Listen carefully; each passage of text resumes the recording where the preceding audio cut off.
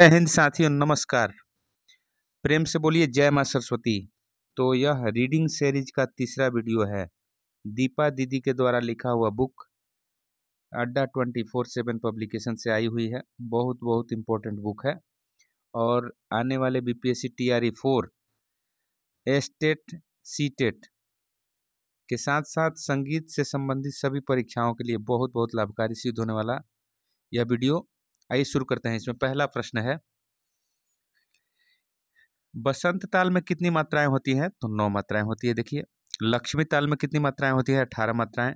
उस्ताद चांद खां किस घराने से थे? तो दिल्ली घराने। देखिए, अप्रचलित रागों में गायन किस घराने की विशेषता है? अप्रचलित रागों में गायन किस घराने की विशेषता है? तो अलादिया खां घराना। ठीक है जी। श्रीनिवास ने शुद्ध गंधार की तार पर लंबाई कितनी निर्धारित की? तो 30 इंच।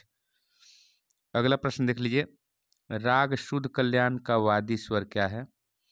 तो वादी स्वर गंधार है, संवादी स्वर धैवत है और भूप कल्याण और अन्य कल्याण इसको कहा जाता है। ठीक है जी।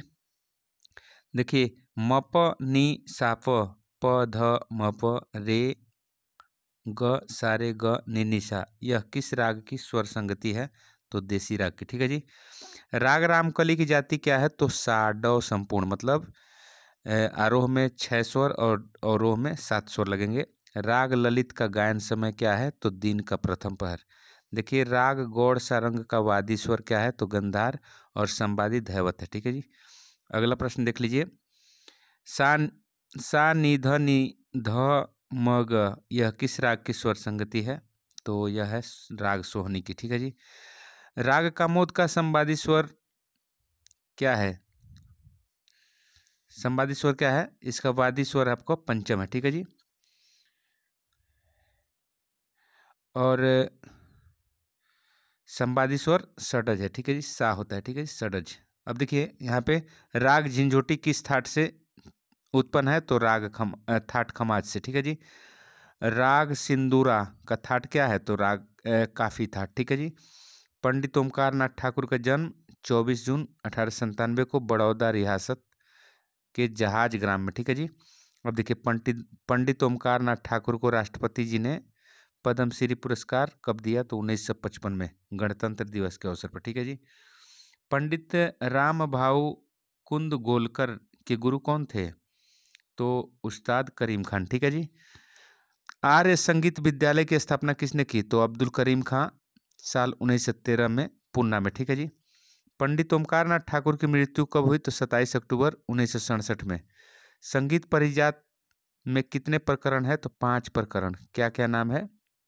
स्वर प्रकरण, मूर्छना प्रकरण, स्वर विस्तार प्रकरण, गमक प्रकरण और समय प्रकरण। ठीक है जी। तो 5 प्रकरण थे।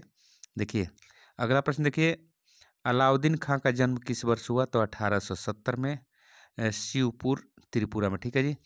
पंडित अलाउद्दीन खां ने तबला और पखावज किस गुरु से सीखा? तो स्वर्गीय नंदा बाबू। ठीक है जी।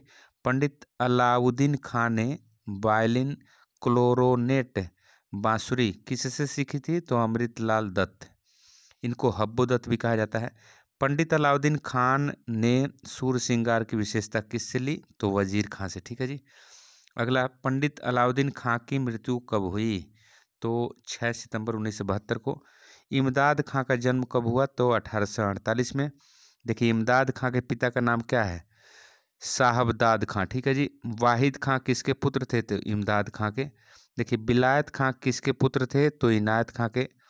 इमदाद खां की मृत्यु कब हुई? तो इंदौर में 1920 में। इनायत खां का जन्म हुआ 16 जून 1895 में, इटावा में। इनायत खां की मृत्यु 11 नवंबर 1938 को। ठीक है जी। अगला प्रश्न देख लीजिए, आए न बालम का करूं सजनी। अब देखिए, याद पिया की आए, यह किसकी गाई हुई ठुमरी है? तो बड़े गुलाम अली खां, और ये पटियाला घराने से थे। बरकत अली, मुबारक अली, आमीन अली किसके भाई थे? तो बड़े गुलाम अली खां के। देखिए, बड़े गुलाम अली खां की मृत्यु कब हुई? तो 23 अप्रैल 1968। अगला प्रश्न, उस्ताद फयाज खां का जन्म कहाँ हुआ? तो आगरा में हुआ 1886 में। ख्याल में नोम तोम का आलाप लेने वाले व्यक्ति कौन थे? तो फयाज खां। देखिए, मोरे मंदिर अब लौ नहीं आए किसकी रचना है? तो फयाज खां की। देखिए फयाज खां की मृत्यु हुई 5 नवंबर 1950 को। देखिए हद्दू खां की मृत्यु कब हुई? तो 1875। राजा मान सिंह तोमर की मृत्यु 1519 में माना जाता है। ठीक है जी। राग तत्व विबोध में कितने अध्याय? तो 8 अध्याय। इसको अष्टाध्याय भी कहा जाता है। देखिए स्वर मेलका निधि में कितने अध्याय? तो 5 अध्याय। ठीक है जी। अब देखिए गुरु की मात्रा, गुरु की मात्रा काल मान है, गुरु की मात्रा का काल मान क्या है? तो 8 मात्राएं। चिन्ह इसका एस अवग्रह। ठीक है जी। कर्नाटकी अठ ताल में कितने विभाग होते हैं? तो 4 विभाग। देखिए अद्धा ताल में कितनी मात्राएं होती हैं? तो 16 मात्राएं। इसको संपदी कहा जाता है। देखिए मत ताल में कितनी मात्राएं होती हैं? तो 18 मात्राएं, 9 विभाग। इसको संपदी भी कहा जाता है। देखिए 9 विभाग मतलब सभी विभाग में समान पद होते हैं। देखिए तिलवाड़ा ताल में किस मात्रा पर खाली होता है? तो इसमें 16 मात्राएं होती हैं और खाली 9 पर, और ताली 1 मात्रा, 5 मात्रा और 13वीं मात्रा पर। ठीक है जी। अगला प्रश्न देख लीजिए। रूपक ताल कितनी मात्राएं होती है? तो 7 मात्राएं होती हैं। 3 विभाग होता है, तो 3 विभाग में पहले विभाग में 3 मात्रा, दूसरे में 2 मात्रा, तीसरे में 2 मात्रा। ठीक है जी। 4 ताल में 12 मात्राएं होती हैं, 6 विभाग होते हैं। तिलक का मोद किस जाति का राग है? तो आडो साडो। आरोह में आपको लगेंगे 5 स्वर और अवरोह में 6 स्वर। अवरोह में गंधार और धैवत वर्जित होता है, आरोह में गंधार और धैवत वर्जित और अवरोह में ऋषभ वर्जित होता है। ठीक है जी। राग जौनपुरी का गायन समय दिन का दूसरा पहर है। तिवरा ताल में कितनी मात्राएं? तो 7 मात्राएं होती हैं। राजन रघुवीर धीर, भजन भव पीर भीर पीर किस प्रकार की गायन विद्या है? तो ध्रुपद। ठीक है जी। अगला प्रश्न देख लीजिए। बड़े ख्याल की रचना किस सदी में हुई? तो 15वीं सदी में। ठीक है। त्रिवट में किस किस विद्या को सम्मिलित किया जाता है? तो कविता के बोल, तराने के बोल, या पखावज के बोल, या तबले के बोल। ठीक है जी। देखिए विष्णु नारायण भातखंडे का जन्म 10 अगस्त 1860 में बम्बई बालकेश्वर में। ठीक है जी। संगीत में आधार स्वर किसे माना गया? तो षडज को। किताब ए नौरस के रचनाकार कौन है? तो इब्राहिम आदिल शाह द्वितीय। ठीक है। अगला प्रश्न देख लीजिए। पंडिताराध्य चरितम के लेखक कौन है? तो सोमनाथ। ठीक है जी। प्रबंध के कौन से प्रकार ध्रुव पद का विकास हुआ? तो सालग सुड। प्रबंध के कौन से प्रकार से? तो सालग सुड से ध्रुव पद का विकास हुआ। प्रबंध में ढेकी है क्या है? तो शुद्ध शुद्ध। ठीक है जी। उस गीत प्रकार का नाम बताइए जिसमें खटकेदार तानों का प्रयोग होता है? तो टप्पा में खटकेदार तान का प्रयोग होता है। सारंगदेव ने संगीत रत्नाकर में राग के कितने लक्षण बताए हैं? तो 13। 10विध राग वर्गीकरण की व्याख्या किस ग्रंथ में की गई है? तो संगीत रत्नाकर में। ठीक है जी। अगला प्रश्न देख लीजिए। राग विबोध के रचनाकार कौन है? तो सोमनाथ। राग विबोध के रचनाकार कौन है? तो सोमनाथ। भरत भाष्य की रचना किसने की? तो नान्यदेव। देखिए बृहदेशी में मतंग ने कुल कितने अलंकार माने हैं? तो 33। देखिए राग शब्द का सर्वप्रथम उल्लेख कहाँ मिलता है? तो बृहदेशी में। देखिए दत्तिल ने अपने ग्रंथ दत्तिलम में कितनी जातियों का उल्लेख किया? तो 18 जातियों का। संगीत राज का रचना काल क्या है? तो 1480। ठीक है जी। भरत भाष्य में कितने अध्याय हैं? तो 17 अध्याय। भरत भाष्य में 17 अध्याय हैं। देखिए भरत भाष्य का अन्य नाम क्या है? हृदय अलंकार। देखिए भरत भाष्य के पहले खंड का प्रकाशन किसने किया? तो पुंडरीक देसाई ने किया था भरत भाष्य के पहले खंड का प्रकाशन। अगला प्रश्न देख लीजिए। रस कौमुदी की रचना 12वीं सदी में हुई श्रीकंठ ने। ठीक है जी। गीत गोविंद की रचना काल 12वीं सदी में, और रस कौमुदी की रचना श्रीकंठ ने किया था। देखिए बीड़ा के तारों पर सर्वप्रथम स्वरों की स्थापना की परिचर्चा किस ग्रंथ में की गई? तो संगीत परिजात में। ठीक है। देखिए संगीत कलाधार की रचना की गई 1902 में। देखिए राधा गोविंद संगीत सार की रचना कब की गई? तो 1850 में। देखिए सितार का पहला तार होता है लोहे का। सितार में बाज का तार कहते हैं पहले तार को। ठीक है। अगला प्रश्न देख लीजिए। सितार का छठा तार किस स्वर से मिलाया गया है? तो मध्यम षडज से। ठीक है जी। सितार में चिकारी के कितने तार होते हैं? तो 2। अगला प्रश्न देख लीजिए। चिकारी का तार प्रयोग किया जाता है झाला बजाने के लिए। सितार पर दो स्वरों को एक दूसरे के बाद शीघ्रता से बजाना क्या कहलाता है? तो जमजमा।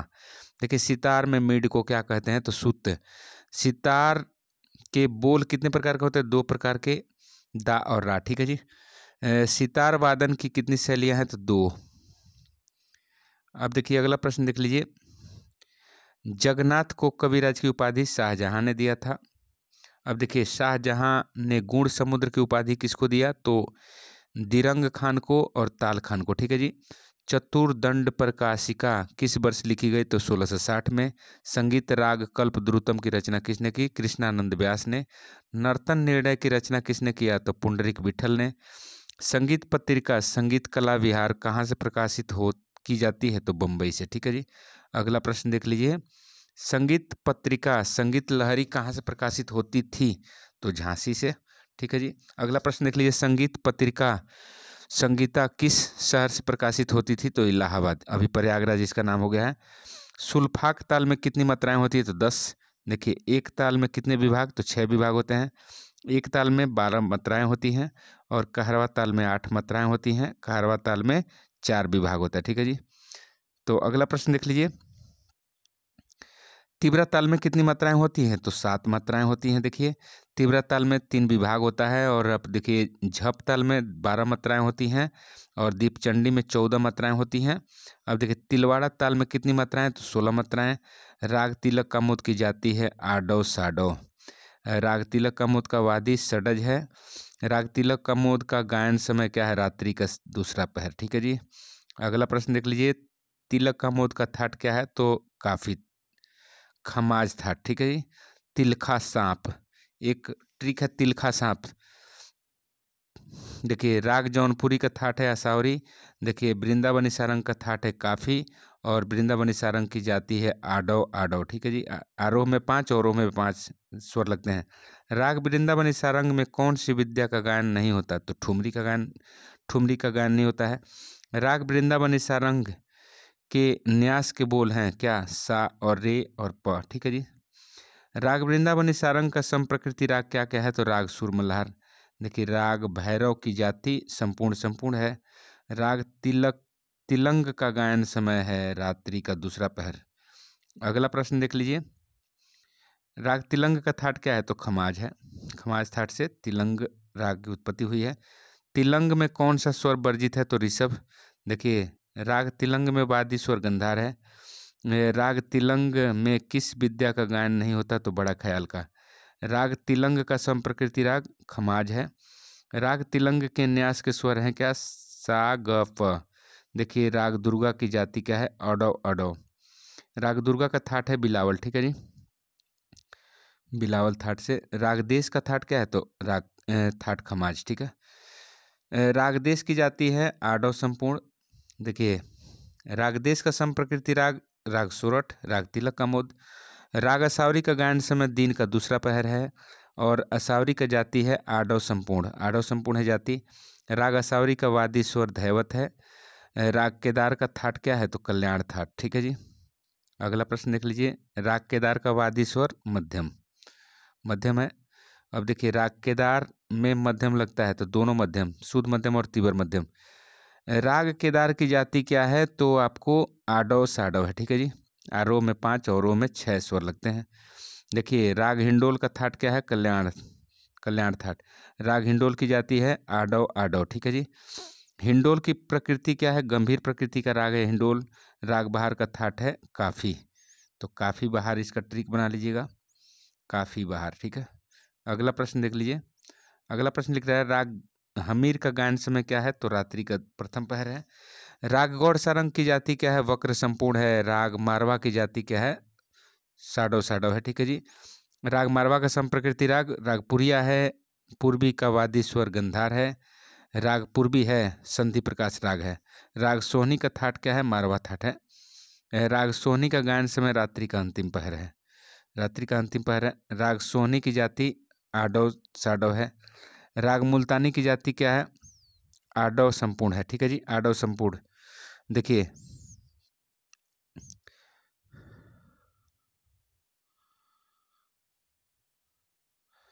राग शुद्ध कल्याण का गायन समय रात्रि का प्रथम पहर है। राग शुद्ध कल्याण की जाति क्या है? आडव साडव। ठीक है। शुद्ध कल्याण बना है तो कल्याण और भूपाली के मेल से। देखिए साम म प म ग म रेसा, यह किस राग को दर्शाती है? तो राग बहार को। ठीक है जी। साम म प म ग म नि ध नि सा, ये राग बहार को दर्शा रही है। स्वर समूह के सा म रे प, यह कौन सा राग है? तो मियाँ मल्हार है। म प नी नी ध नि सा, ये क्या है? तो मियाँ मल्हार है। देखिए सा नी प म प ग म रे सा, तो ये भी मियाँ मल्हार है। म रे प म ग ग म रे सा, ये मियाँ मल्हार ये भी है। नी ध नि सा, ये मियाँ मल्हार ये भी है। नी रे ग म ग म रे ग, ये देखिए राग पुरिया को दर्शा रहा है। ठीक है जी। अगला प्रश्न देख लीजिए, म ध नी रे नी ध म ग, ये भी राग पुरिया को दर्शा रहा है। अब देखिए सारे ग म प नी ध सा, ये राग छाया नट को दर्शा रहा है। प रे ग ग म प ग म रे, ये भी राग छाया नट को दर्शा रहा है। प रेसा ध प सा, ये भी छाया नट को दर्शा रहा है। रे ग म नी ध प रे, ये भी छाया नट को दर्शा रहा है। प सा रे सा ध प रे, ये भी राग छाया नट का स्वर संगीति है। ठीक है जी। अगला प्रश्न देख लीजिए, इस स्वर संगीति को देखिए, नी रे ग म प, ये पुरिया धनाश्री को दर्शा रहा है। और नी रे ग म प ध प, ये भी पुरिया धनाश्री का स्वर संगीति है। सा ध नी प, ये दरबारी कान्हड़ा का है। सारे म ग ग म, ये दरबारी कान्हड़ा ये भी है। सारे सा ध नी रे सा, ये दरबारी कान्हड़ा है। रेसा नी सा रे सा, ये दरबारी कान्हड़ा है। म प नी ध ध नी प, ये भी दरबारी कांडा का स्वर संगीति है। देखिए सारे म प ध नि सा, ये अड़ाना राग का स्वर संगीति है। म प ध नि सा ध नि प म ग म रे सा, ये भी राग अड़ाना का स्वर संगीति है। सा नि ध नि सा, ये राग अड़ाना का स्वर संगीति है। नि सा म ग म प, ये मुल्तानी राग का स्वर संगीति है। नि सा म ग म प निशा, ये भी निशा, ये मुल्तानी का स्वर संगीति है। निशा मगा रेशा, ये मुल्तानी का है। गम गम प नी ध प, ये भी राग मुल्तानी का स्वर संगीति है। साग म ध नी ध सा, ये राग हिंडोल का स्वर संगीति है। सा नी ध म ग सा, ये राग हिंडोल का स्वर संगीति है। और वहीं आप देखिए मग सा, ये भी राग हिंडोल का स्वर संगीति है। देखिए सारे ग रे सा रे ग प रे सा, शुद्ध कल्याण का स्वर संगीति है। ग रे सा रे ग, ये शुद्ध कल्याण का है। रे ग सा रे सा नी सा, ये देसी राग का स्वर संगीति है।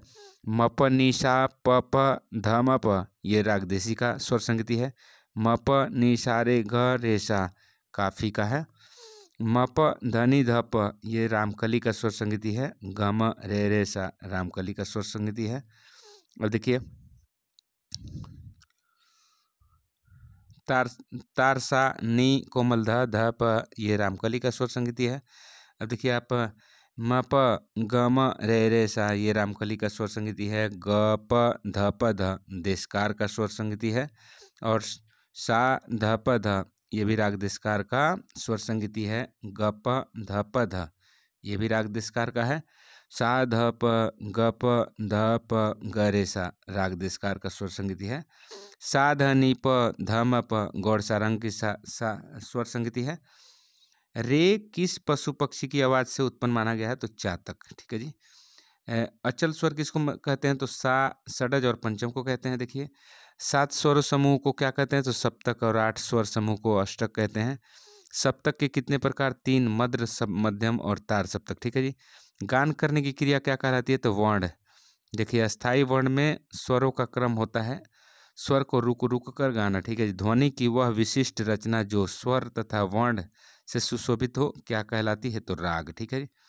अगला प्रश्न देख लीजिए, राग में कम से कम कितने स्वर होना चाहिए? तो कम से कम 5 स्वर होगा। ठीक है जी। और आठव जाति होगा उसकी। राग में कौन सा स्वर कभी वर्जित नहीं होता? तो षडज। देखिए राग में जो स्वर वादी और अनुवादी के अलावा लगते हैं वो संवादी कहे जाते हैं। किसी राग में एक साथ किसी स्वर के रूपों का प्रयोग नहीं होता, दोनों। देखिए, गायन वादन एवं नर्तन में व्यतीत हो रहे समय की समान गति कहलाती है लय। देखिए, लय के प्रकार हैं कितने, तो 3 प्रकार हैं, मध्यम, द्रुत, विलंबित। ठीक है जी। मूर्छना, मद्रा मूर्छना हिंदुस्तानी थाट के समान है, काफी। देखिए, अश्वक्रांता मूर्छना हिंदुस्तानी थाट कल्याण के समान है। गंधार ग्राम भी कहा जाता है निषाद ग्राम को। देखिए, मत्स्यकृता मूर्छना हिंदुस्तानी थाट खमाज के समान है। सारंग देव के अनुसार विकृत स्वरों के आधार पर मूर्छना कितने प्रकार की है, तो 4 प्रकार की। देखिए, भरत ने विकृत स्वर कौन से हैं, भरत के विकृत स्वर कौन से हैं, तो अंतर्गंधार और काकली निषाद। ठीक है जी। लय की गति मापने की क्रिया मात्रा कहलाती है। अगला प्रश्न देख लीजिए, विभिन्न मात्राओं का विभागागत समूह क्या कहलाता है, तो ताल। ताल हो गया जी। मध्य लय का मात्रा काल लगभग कितनी होता है, तो लगभग 1 सेकेंड।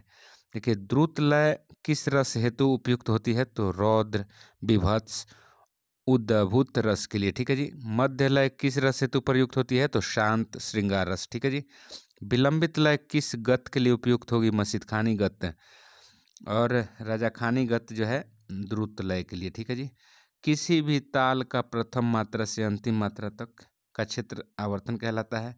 खाली मात्रा के लिए किन बोलों का प्रयोग होता है, तो बंद बोल मतलब ता, तिन, और ताली वाले स्थान पर खुले बोल या जोरदार बोल जैसे धा, धिन। देखिए, 2 विभाग एक साथ नहीं हो सकते, खाली वाले। देखिए, किसी भी ताल के प्रथम विभाग की पहली मात्रा पर ताली होती है। जो अटल हो तथा जिसमें वाक्य, वर्ण, अलंकार, लय, यति आदि स्पष्ट रूप से दिखाई दे, वह क्या कहलाता है, तो ध्रुपद। देखिए, प्राचीन काल में ध्रुपद गायक को क्या कहा जाता था, तो कलामंत। ठीक है। अगला प्रश्न देख लीजिए, 4 तुकों से युक्त शुद्ध अक्षरों वाली 9 रसों से युक्त रचना क्या कहलाती है, तो ध्रुपद। ठीक है जी। ध्रुपद का विकास किस गायन विद्या से माना जाता है, तो प्रबंध से। देखिए, ख्याल का विकास किस गायन विद्या से माना जाता है, तो साधारणी गीति। ध्रुपद गायन तालों में, ध्रुपद गायन किस तालों में किया जाता है, तो चौताल में, सूलताल में, तिवरा में, ब्रह्मताल में। ठीक है जी। ध्रुपद, ध्रुपद की कितनी बानियां हैं, तो 4 बानियां, 4 बानियां है। ठीक है जी। देखिए, सर्वाधिक लयकारी किस गायन विद्या में दिखाई जाती है, तो ध्रुपद में। ठीक है। ख्याल किस भाषा में होते हैं, तो ब्रज में, हिंदी में, उर्दू में, अवधी में, राजस्थानी में। ठीक है जी। ख्याल लिखे जाते हैं। बहराम खां किस विद्या के गायन हेतु जाने जाते हैं, तो ध्रुपद। देखिए, ध्रुपद में वर्जित होती है खटका और मुर्की। ठीक है। देखिए, ध्रुपद रस में गाया जाता है वीर, रौद्र, शांत, श्रृंगार, करुणा, भक्ति। देखिए, ख्याल रस में क्या क्या गाया जाता है, तो श्रृंगार रस के गीत, विरह के, प्रेम के, भक्ति के गीत। ठीक है जी। सरगम गीत को अन्य किस नाम से जानते हैं, तो स्वर मालिका सुरावर्त, स्वर मालिका सुरावर्त। ठीक है जी। अगला प्रश्न देख लीजिए, संगीत के इतिहास को कितने हिस्सों में बांटा गया, तो 3 हिस्सों में, प्राचीन, मध्य और आधुनिक। तमिल संगीत के स्वरों में ऊंचाई नीचाई को क्या कहा जाता है, तो कैल्वी। तमिल संगीत में श्रुति को क्या कहते हैं, तो अलुक। देखिए, कर्नाटक संगीत का उद्भव माना जाता है 13वीं से 14वीं सदी के बीच। संगीत सार के रचनाकार हैं विद्यारण्य। संगीत समय सार के पार्श्वदेव। ठीक है जी। देखिए, संगीत सुधाकर ग्रंथ के रचनाकार कौन है, गोविंद दीक्षितर। अगला प्रश्न देख लीजिए। अगला प्रश्न है, किस ग्रंथ में मेल के मूल सिद्धांत की व्याख्या की गई है, तो चतुर्दंड प्रकाशिका में। संग्रह चूड़ामणि ग्रंथ के रचनाकार कौन है, गोविंदाचार्य। देखिए, सर्वप्रथम किस ग्रंथ में संगीत का सामान्य रूप प्राप्त होता है, तो ऋक प्रतिसाख्य 400 ईस्वी पूर्व, संदिग्ध काल में। ठीक है जी। सामवेद में कितने स्वरों की व्याख्या की है, 3, स्वरित, उदात, अनुदात। ठीक है जी। महाभारत में कितने स्वरों का उल्लेख है, 7 स्वर, 3 ग्राम, गंधार ग्राम भी था उसमें। देखिए, भरत ने कितने ग्रामों का उल्लेख किया था, 2 ग्राम का। कौन कौन, तो षड्ज और मध्यम ग्राम। ठीक है जी। भरत ने कितनी जातियां मानी है, तो 18 जातियों का वर्णन किया है। भरत ने जाति के कितने लक्षण, 10 लक्षण बताए हैं जाति के। भरत ने विवादी स्वरों के बीच कितनी श्रुतियों का अंतर माना, तो 2 श्रुतियों का अंतर माना। भरत द्वारा षड्ज तथा मध्यम ग्राम के पंचम के बीच श्रुतियों को क्या नाम दिया गया, तो प्राण श्रुति, प्रमाण श्रुति। अगला प्रश्न देखिए, भरत ने संवादी स्वरों के बीच कितनी श्रुतियों का अंतर माना है, तो 9 से 13 श्रुतियों का। देखिए, दत्तिल ने किस ग्रंथ की रचना की, दत्तिलम। दतिलम ग्रंथ में किस ग्राम का उल्लेख है? तो गंधार ग्राम का। गंधार को निषाद ग्राम भी कहते हैं। मतंग मुनि के द्वारा रचित ग्रंथ का नाम क्या है? तो बृहदेशी। संगीत के इतिहास में सर्वप्रथम राग शब्द का वर्णन किस ग्रंथ से प्राप्त होता है? तो बृहदेशी से। नारदीय शिक्षा ग्रंथ के रचनाकार कौन है? तो नारद मुनि। अगला प्रश्न देख लीजिए। नारदीय शिक्षा में कितने ग्राम रागों का वर्णन किया गया? तो 7 ग्राम रागों का। ठीक है जी। अगला प्रश्न देखिए। मध्यकाल को कितने भागों में बांटे हैं? तो 2 भाग में, पूर्व मध्यकाल और मध्यकाल। ठीक है। किस काल को प्रबंध काल के नाम से भी जाना जाता है? तो पूर्व मध्यकाल को। किस काल को संगीत के विकास का काल कहते हैं? तो मध्यकाल को। देखिए मध्यकाल की अवधि क्या है? तो 13वीं से 18वीं सदी। पूर्व मध्यकाल की अवधि क्या है? तो 8वीं से 13वीं सदी। संगीत मकरंद के रचयिता कौन है? तो नारद मुनि। ठीक है। अगला प्रश्न देख लीजिए। संगीत मकरंद किस काल की रचना है? तो पूर्व मध्यकाल। पूर्व मध्यकाल। देखिए ग्रंथ में सम्मिलित नहीं, कंपन तथा समय आदि के आधार पर भी रागों को विभाजित कर किस ग्रंथ में सम्मिलित किया गया? तो संगीत मकरंद में। देखिए गीत गोविंद के रचनाकाल 12वीं सदी। ठीक है। गीत गोविंद संस्कृत में लिखा गया है। संस्कृत भाषा में लिखा गया है। स्वर लिपि रहित गीतों का संकलन है गीत गोविंद, जयदेव द्वारा लिखा गया है। संगीत रत्नाकर में जाति के कितने लक्षण माने हैं? तो 13। संगीत रत्नाकर का रचना काल 13वीं सदी है। देखिए अमीर खुसरो ने किन रागों की रचना की? तो राग यमन, सामगिरी, जिल्फ, सरपर्दा और सहाना रागों की रचना की। मध्यकाल में सर्वप्रथम पुस्तक का नाम क्या है? राग तरंगिनी। लोचन ने संपूर्ण रागों को कितने मेलों में विभाजित किया? तो 12 मेलों में। देखिए बड़े ख्याल के आविष्कारक जौनपुर के सुल्तान हुसैन सर्की थे। राजा मान सिंह तोमर किस ग्रंथ की रचना की? तो ध्रुपद की। ठीक है। अगला प्रश्न देख लीजिए। संगीत रत्नाकर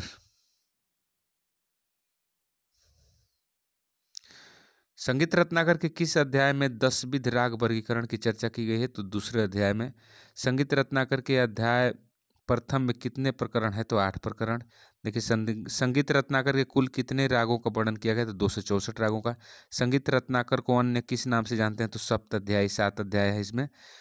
अगला देखिए संगीत रत्नाकर में कुल कितने स्वरों की व्याख्या है? तो 19 स्वरों की। देखिए हिंदुस्तानी तथा कर्नाटक संगीत का आधार ग्रंथ किसे माना गया है? तो संगीत रत्नाकर।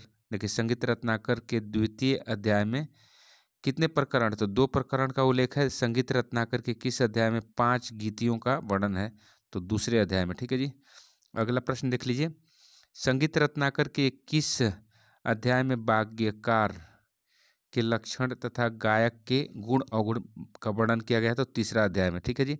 संगीत रत्नाकर में कितने प्रकार की आलाप्ति का वर्णन किया गया है? तो 2 प्रकार का, राग आलाप्ति और रूपक आलाप्ति। संगीत रत्नाकर में प्रबंध के कितने प्रकार माने गए हैं? तो 3, सुड, अली या अलिक्रम और बी प्रकीर्ण। ठीक है जी। संगीत रत्नाकर में गान के कितने प्रकारों का वर्णन किया गया है? तो 2 प्रकार, निबद्ध और अनिबद्ध गान। ठीक है। संगीत रत्नाकर में निबद्ध गान को कितनी संज्ञाएं दी गई है? तो 3, प्रबंध, वस्तु, रूपक। संगीत रत्नाकर में मार्गी तालों के कितने प्रकार बताए गए हैं? तो 5 प्रकार। 5 प्रकार मार्गी और 120 देसी। ठीक है जी। संगीत रत्नाकर में कितने प्रकार के वाद्यों का वर्णन किया गया है? तो 4 प्रकार के, तत्, सुशिर, अवनद्ध, घन। संगीत रत्नाकर में कितने रसों का वर्णन है? 9 रसों का। और नाट्य शास्त्र में 8 रसों का वर्णन है, 8 रसों का। संगीत रत्नाकर में उद्धृत लास्य नृत्य किस दैवीय रूप से उत्पन्न माना गया है? तो पार्वती, शिव जी के तांडव। ठीक है जी। भारत में विद्यालयी संगीत की शिक्षा का आरंभ 19वीं सदी से हुई है। किस संगीतज्ञ को लपांक नाम से भी जाना जाता है? तो दक्षिण के प्रसिद्ध संगीतज्ञ अन्नमाचार्य। देखिए मेल का निरूपण सर्वप्रथम किसकी पुस्तक से प्राप्त होती है? तो संगीत सार, विद्यारण्य की पुस्तक से। ठीक है जी। तमिल संगीत उद्भव किसके द्वारा माना गया है? तो अगस्त्य मुनि और उनके शिष्यों के द्वारा। तमिल संगीत के मुख्य स्केल अथवा सप्तक को क्या कहते हैं? पढ़। सामगान करने वाले पुरोहित को ऋत्विज। सामगान करने वाले मुख्य गायकों की संख्या कितनी थी? तो 3, प्रस्तोता, उद्गाता और प्रतिहर्ता। ठीक है जी। अगला प्रश्न देख लीजिए। दामोदर पंडित कृत रचना का नाम क्या है? तो संगीत दर्पण। संगीत दर्पण। ठीक है जी। अगला प्रश्न, नाट्य शास्त्र का अन्य नाम क्या है? तो नाट्य वेद पंचम वेद। किस ग्रंथ को भारतीय संगीत का प्रमाणिक ग्रंथ कहा जाता है? तो नाट्य शास्त्र को। किस ग्रंथ को संगीत का आधार ग्रंथ मानते हैं? तो सामवेद को। सामवेद के कितने प्रधान भाग माने गए हैं? तो 2, आर्चिक और गान। अगला प्रश्न देख लीजिए, संगीत रत्नाकर के किस अध्याय में 10 विध राग वर्गीकरण की चर्चा की गई है? तो द्वितीय अध्याय में। देखिए, संगीत रत्नाकर के अध्याय प्रथम में कितने प्रकरण है? 8 प्रकरण। संगीत रत्नाकर में कुल कितने रागों का वर्णन किया गया है? तो 264। संगीत रत्नाकर के अन्य किस नाम से? सप्ताध्यायी। संगीत रत्नाकर में कुल कितने स्वरों की व्याख्या की गई है? तो 19।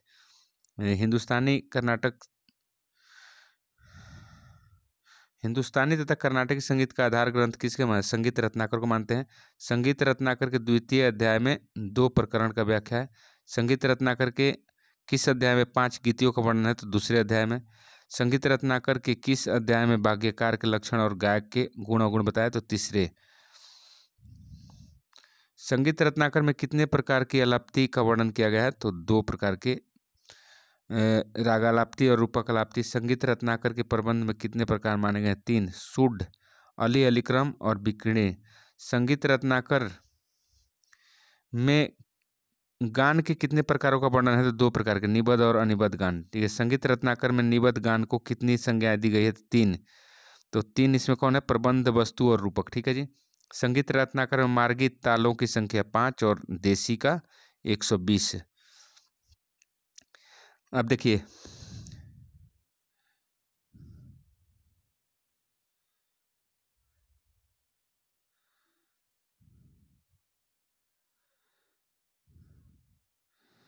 अगला प्रश्न देख लीजिए, जब विभाग की रेखा 2 से 3 या अधिक मात्रा वाले स्वरों के बीच आती है तो उन स्वरों पर कौन सा चिन्ह लगाते हैं? तो टाई का। ठीक है जी, टाई मतलब अब्लिक का। पाश्चात्य संगीत में मिड के समान किसे माना जाता है? तो अस्लर को, मतलब अलग अलग 2 स्वर का लिखना। ठीक है जी। अगला प्रश्न देख लीजिए, यदि पाश्चात्य संगीत किसी रचना को 1 सप्तक के ऊंचे सप्तक में गाना हो तो कौन सा चिन्ह का प्रयोग होगा? किस चिन्ह का प्रयोग होगा? तो 8वें। ठीक है जी। यदि पाश्चात्य संगीत में किसी रचना को 1 सप्तक के नीचे सप्तक में गाना हो तो किस चिन्ह को दर्शाएंगे? तो 8वें। देखिए, यदि किसी स्वर पर सम लिखना हो तो किस चिन्ह का प्रयोग किया जाता है? तो SF या FZ। ठीक है जी। यदि किसी स्वर को आंदोलित करके गाना हो तो कौन सा चिन्ह लगाते हैं? तो TR। अगला प्रश्न देख लीजिए, किस शब्द से पाश्चात्य संगीत में रचना की समाप्ति दिखाई देती है? तो फाइन। फाइन। ठीक है जी। यदि किसी स्वर पर न्यास करना हो तो कौन सा चिन्ह लगाते हैं? तो पॉज का। देखिए, 2 विभागों के बीच की मात्राओं को कहते हैं मेजर। देखिए, मेजर में अवस्थित मात्राओं को क्या कहते हैं? तो बीट्स। देखिए, विरह वर्णन से युक्त भोजपुरी गीत क्या है? तो चैती। अगला प्रश्न देख लीजिए, बाध स्वर में आंदोलन की क्रिया क्या कहलाती है? तो जमजमा। जमजमा। देखिए, तत्बादों की घुड़च अथवा ब्रिज की सतह पर स्वर को गुंजन प्रदान करने वाला स्थान विशेष रूप से क्या कहलाता है? तो सूत या जवारी। बीड़ा या सितार के मोटे तार पर आलाचारी क्या कहलाती है? तो जोड़। देखिए, नाद की जाति अथवा गुण का अन्य नाम क्या है? टिम्बर। देखिए, तार सप्तक का षड्ज उच्चतर प्रधान स्वर क्या है? तो टिप। अगला प्रश्न के लिए, तबले पर गत अथवा परन के अतिरिक्त बजने वाला छोटा बोल समूह क्या कहलाता है? तो टुकड़ा। देखिए, दोहराई जाने वाली काव्य पंक्ति क्या कहलाती है? टेक। क्रमानुसार 7 स्वरों के समूह को क्या कहते हैं? तो ठाट अथवा थाट। क्रमानुसार 7 स्वरों का समूह क्या कहलाता है? तो ठाट अथवा थाट। देखिए, ताल एक स्वरूप को स्पष्ट करने वाला बोल समूह क्या कहलाता है?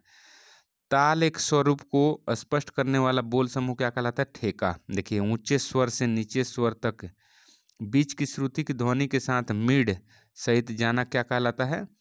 तो डाट। डाट। ठीक है जी।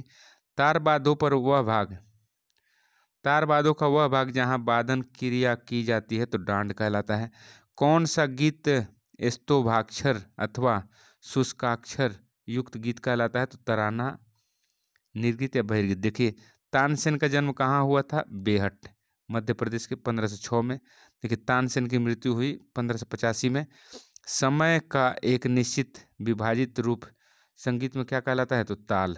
अगला प्रश्न देख लीजिए, अनेक तालों से युक्त संगीत रचना क्या कहलाती है?